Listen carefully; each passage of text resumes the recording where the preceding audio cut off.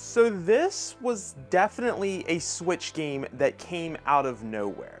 In fact, I think many of us never thought that Nintendo cared enough to make this into a series and let alone continue it. And the way that this game was announced was very interesting.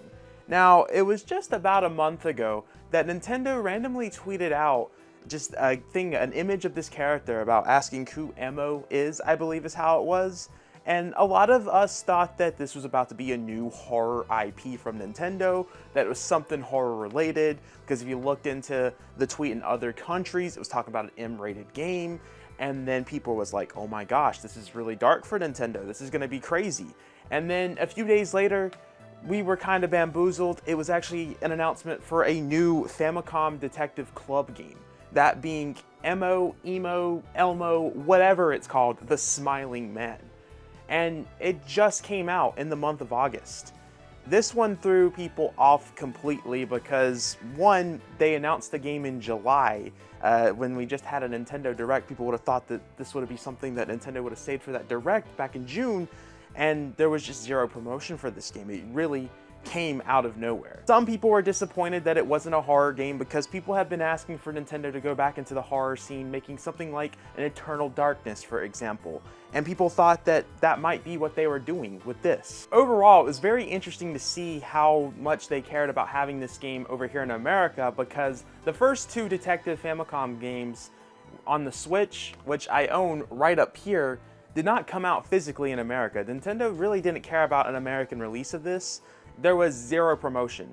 And when this came out, when it was announced that it was gonna have a physical, I was very surprised. Nintendo was definitely trying to push this a lot more than they did with the other games. So because of that, I did not play the first two Famicom Detective games. However, I don't think there's any really connections to all of these games. They have the same characters, slight Easter eggs to other things, but you don't have to play the other games to understand what's happening in the story.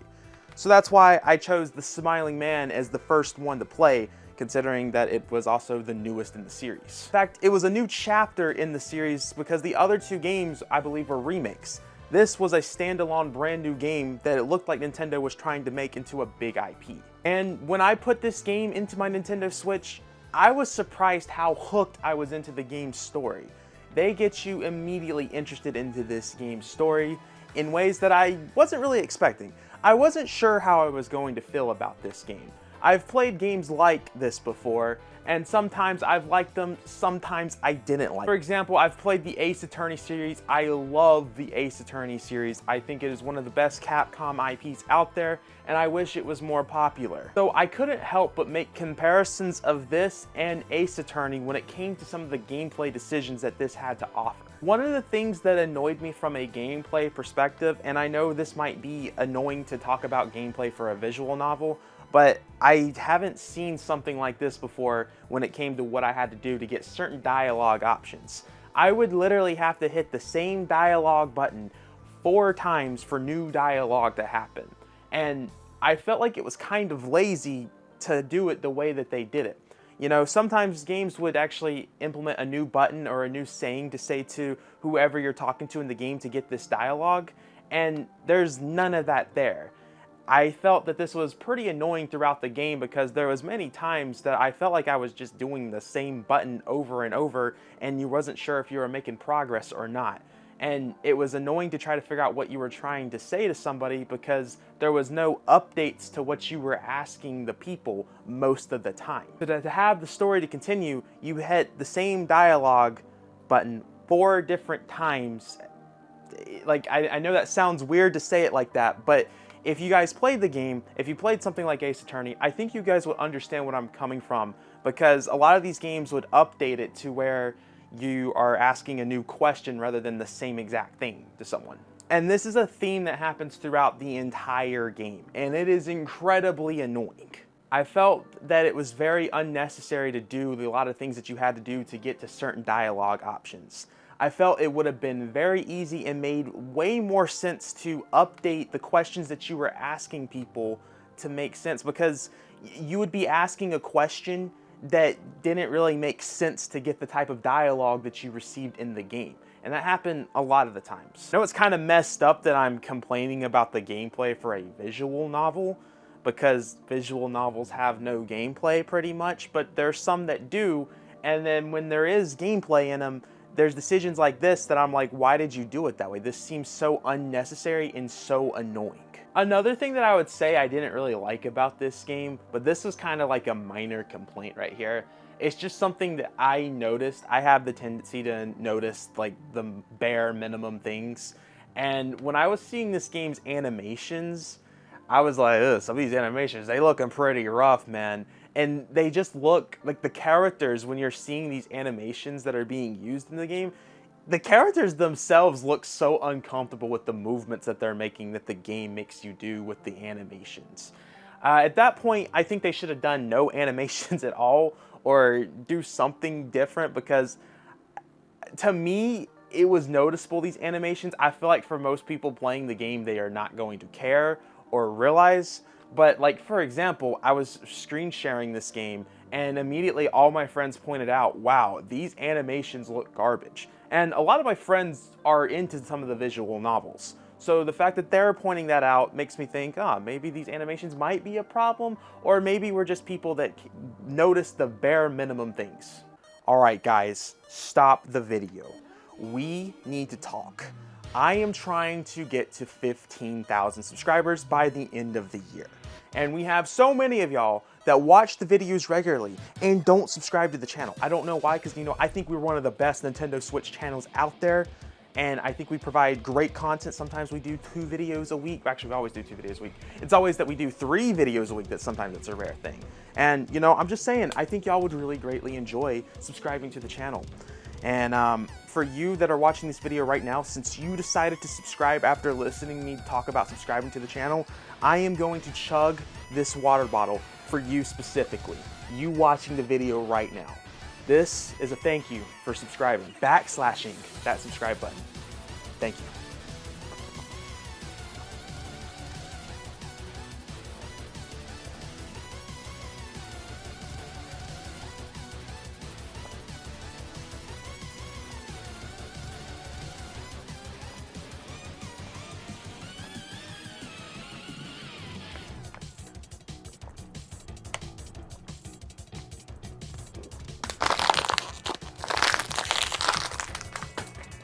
Back to the video. From a story perspective, I was very surprised how dark Nintendo went with this game, considering that, it's using the Famicom name. That's obviously a big iconic thing for Nintendo.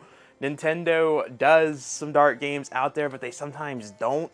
They kind of like to have the idea that the company itself is a very family-friendly company, so you don't really see much mature things come out of Nintendo. The fun projects, of course, but in terms of an IP of themselves making something, you don't see that very often. And this game takes it to the next level with its story.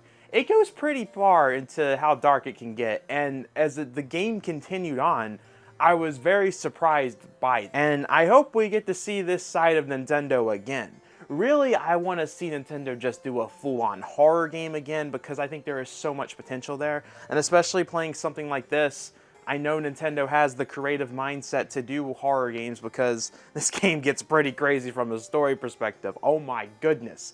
Amazing story here. And something else that bothered me with this game, I was having a lot of fun towards the end of the game because you were doing things that an actual detective would do.